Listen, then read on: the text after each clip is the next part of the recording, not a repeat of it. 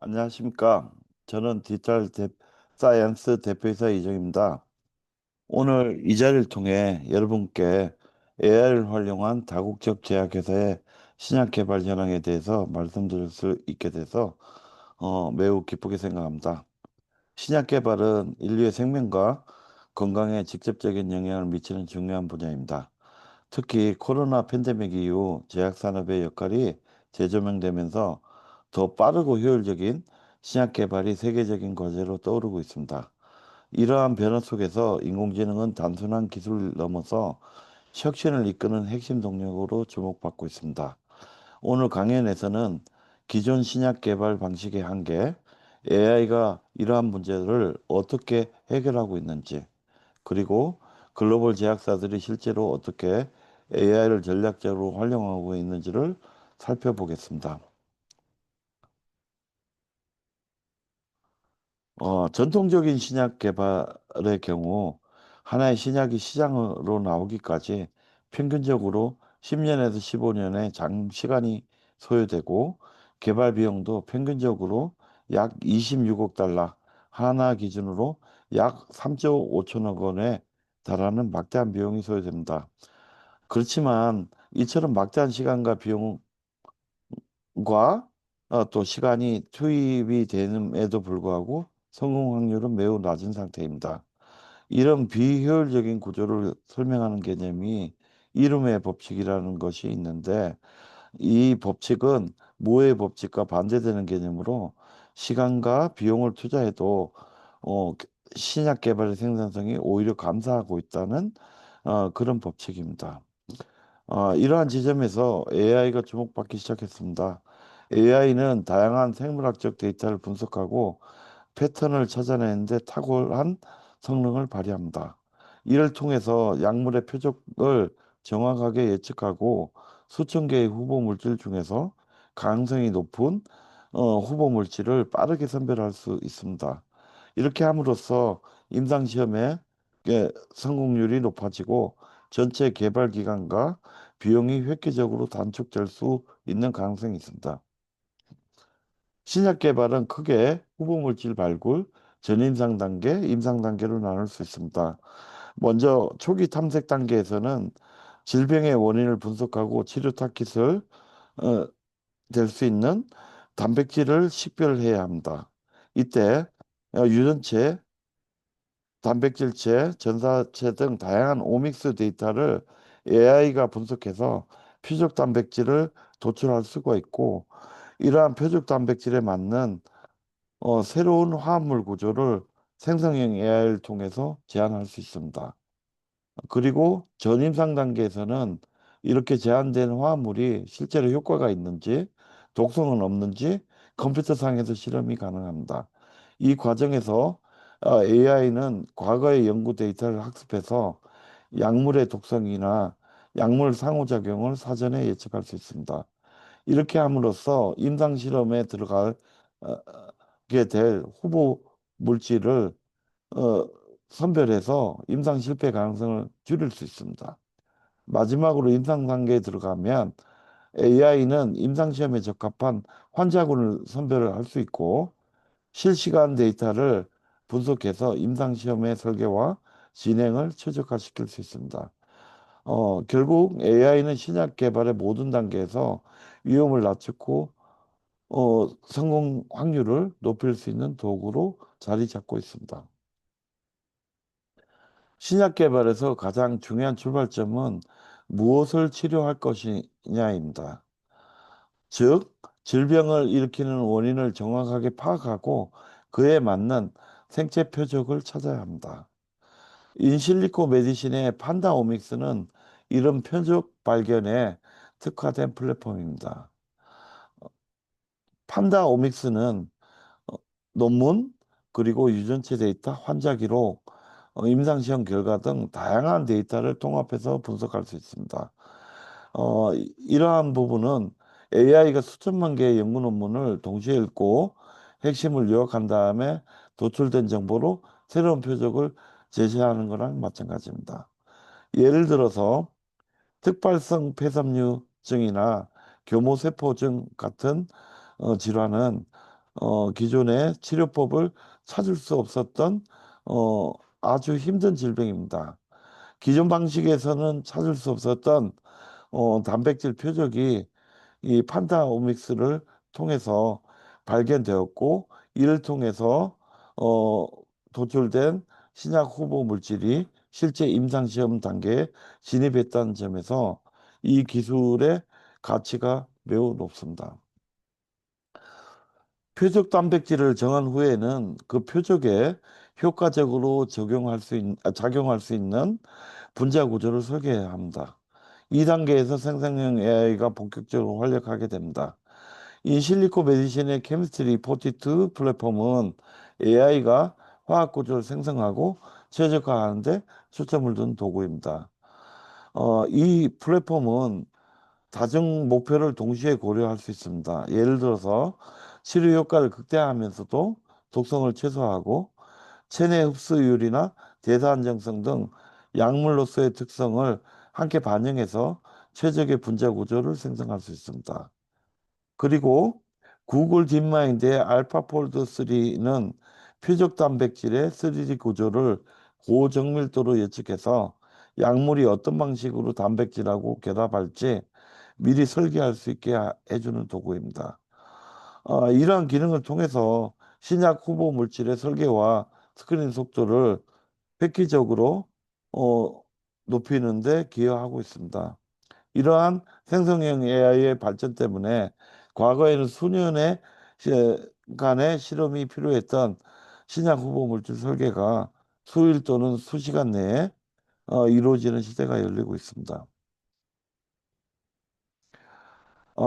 기존에 승인받은 약물을 새로운 질환에 재활용하는 약물 재창출 분야에서도 AI는 두각을 나타내고 있습니다.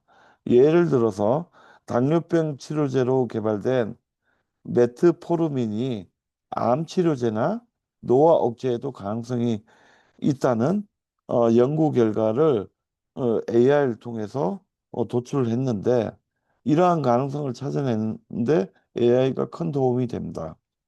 AI는 방대한 환자 데이터, 약물 반응 데이터, 유전체 정보를 분석해 기존 약물과 전혀 다른 질병 간의 숨겨진 연관성을 찾아낼 수 있습니다.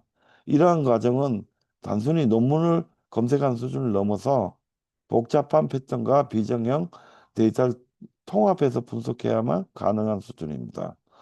또한 독성 예측에서도 AI는 게임 체인저로 떠오르고 있습니다. 과거에는 약물 후보가 임상 단계에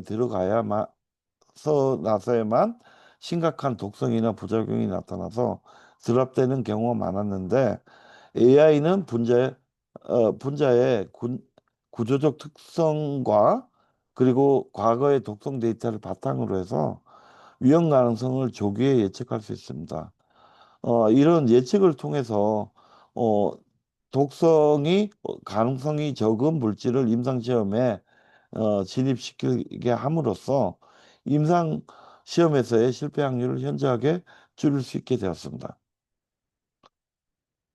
임상시험은 전체 신약 개발 과정에서 가장 많은 시간과 비용이 투입되는 단계입니다.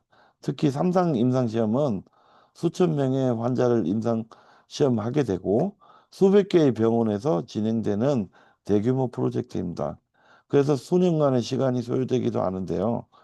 이런 복잡한 임상시험에서도 AI는 핵심적인 역할을 하게 됩니다.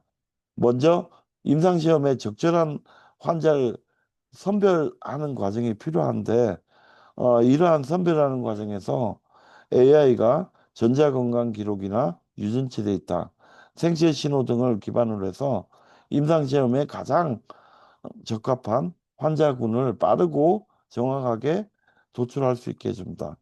이를 통해서 임상시험에 있어서 임상시험을 위한 환자군 모집에 대한 시간을 크게 단축할 수 있습니다.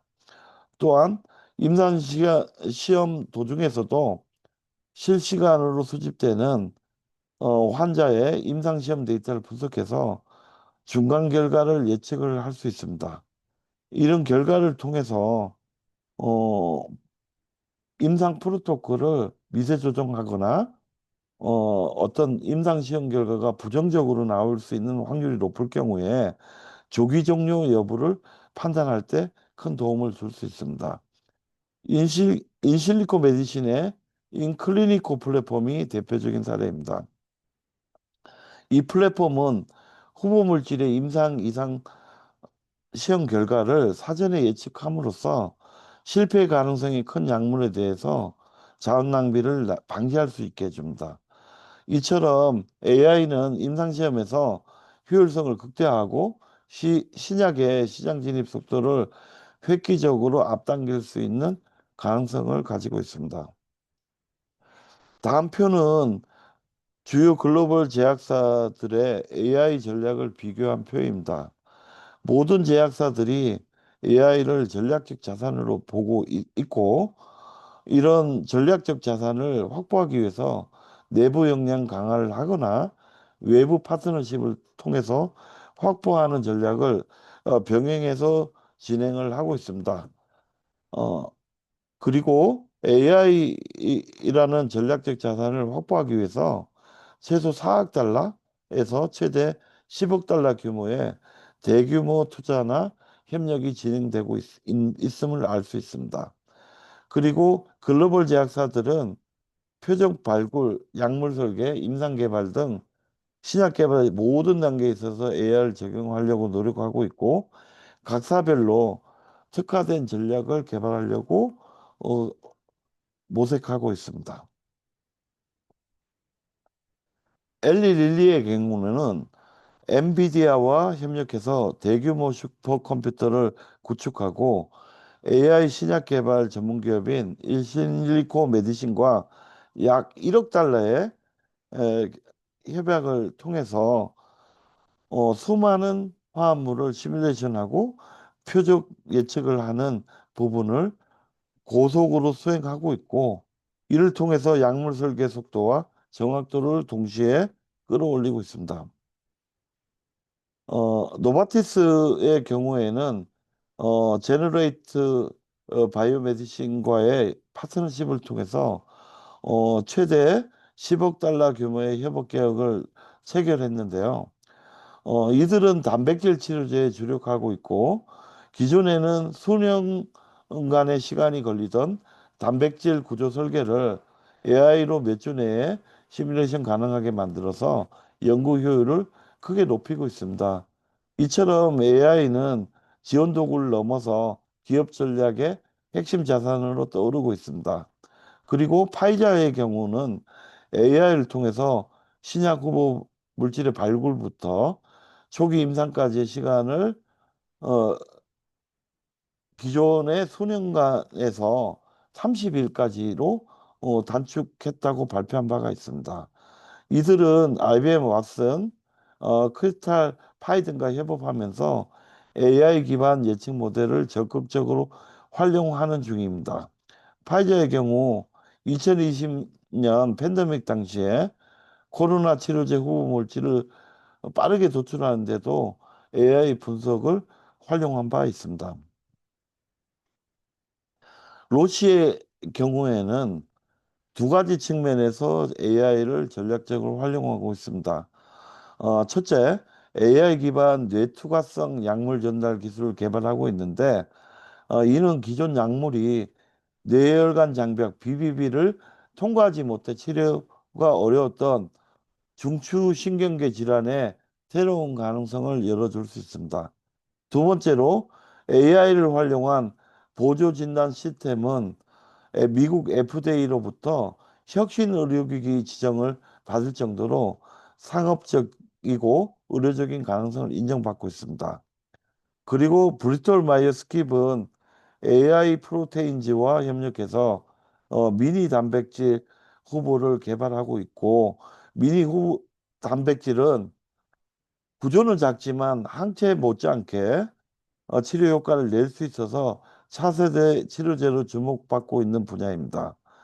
AI를 활용하면 단백질 구조를 빠르게 설계할 수 있고 그 결합력을 예측해서 유망 후보를 빠르게 선별할 수 있습니다.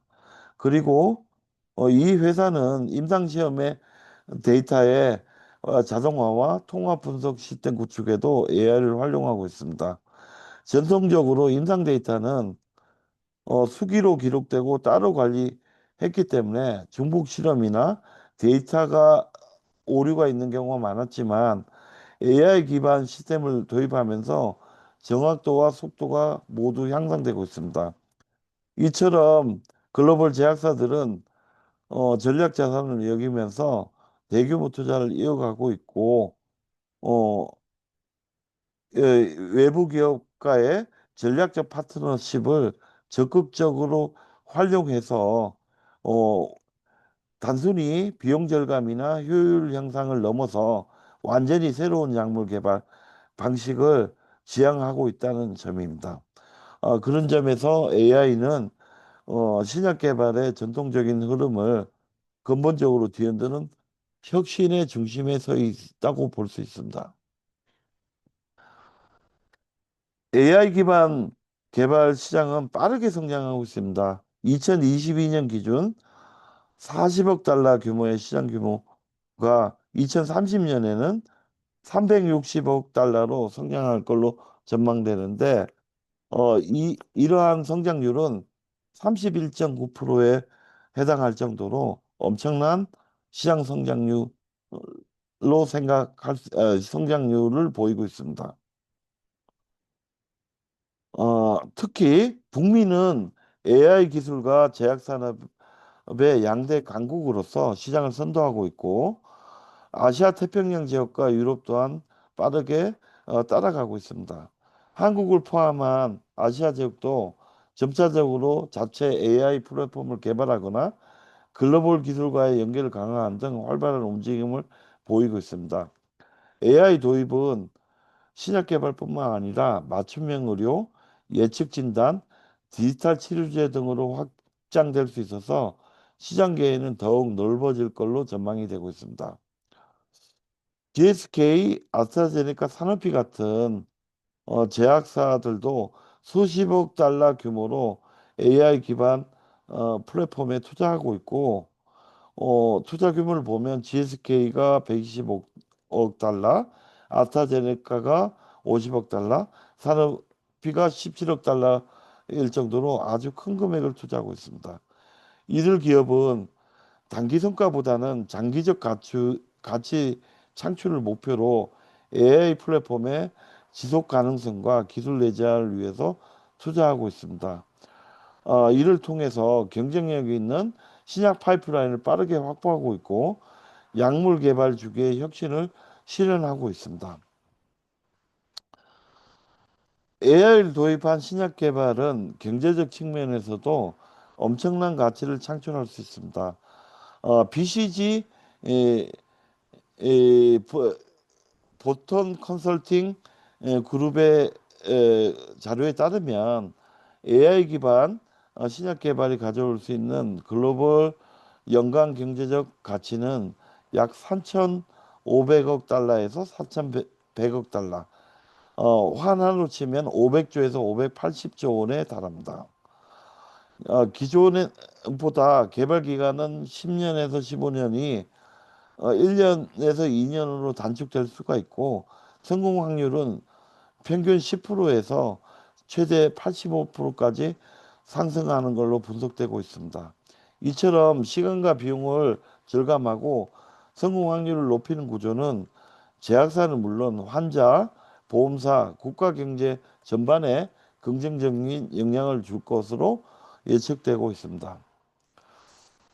물론 AI 신약 개발에도 해결해야 될 과제가 여러 가지가 있습니다. 첫째, 고품질의 학습 데이터가 확보하는 게 상당히 어렵다는 점입니다. 의료 데이터는 민감한 개인정보를 포함하고 있기 때문에 규제가 심하고 그리고 병원 간의 공유나 통합이 쉽지 않습니다. 그리고 둘째, 규제 환경이 미비한 점이 문제입니다. AI 모델은 왜 이런 결론을 도달했는가를 설명하는데 어려움이 있는 경우가 많아서 규제 기관의 평가 기준을 충족하기가 어려운 상태입니다. 특히 FDA나 EMA 같은 기관은 투명성과 재현성을 중요하게 여기는데 AI로 도출된 결과의 경우 블랙박스 형태가 많기 때문에 이러한 규제 환경을 통과하는데 쉽지 않은 어려움이 있습니다. 셋째, 전문 인력의 부족도 문제입니다. 제약 분야의 전문성과 AI 기술을 통합적으로 이해하는 인력이 필요한데 이러한 인력은 매우 적기 때문에 어떤 제약을 전문으로 하는 인력과 AI 인력 간의 어떤 협업과 소통이 어렵고 기술의 현장 적용에 있어서 시간이 소요되고 그리고 미스커뮤니케이션으로 잘못된 협업이 진행될 수가 있습니다. 이를 해결하기 위해서 학제 간 교육과 인력 양성이 절실한 현실입니다. AI는 단순한 도구를 넘어서 신약 개발의 패러다임을 근본적으로 변화시키고 있고 과거에는 수십 년에 걸쳐서 이루어졌던 약물 탐색과 설계가 이제는 수개월이나 수일 만에 가능해지는 가능성을 가지고 있습니다. 앞으로도 글로벌 제약사들은 AI 투자를 지속적으로 확대할 것이며 AI 기술도 단순한 분석에서 예측, 최적화, 자동 설계까지 진화되면서 신약 개발의 전 단계를 통합할 수 있는 AI 기반 전체 플랫폼으로의 확장 가능성이 커지고 있습니다. 물론 데이터 확보나 규제에 대한 문제, 전문 인력 등 다양한 과제가 남아 있지만 인간의 창의성과 AI 연산 능력이 결합된다면 앞으로 신약 개발은 더욱 빠르고 정밀하고 안전한 방향으로 진행될 것으로 예측이 됩니다. 오늘 강연이 여러분께 그 AI 기반 신약 개발에 현재와 미래를 이해하는 데 도움이 됐으면 좋겠습니다. 감사합니다.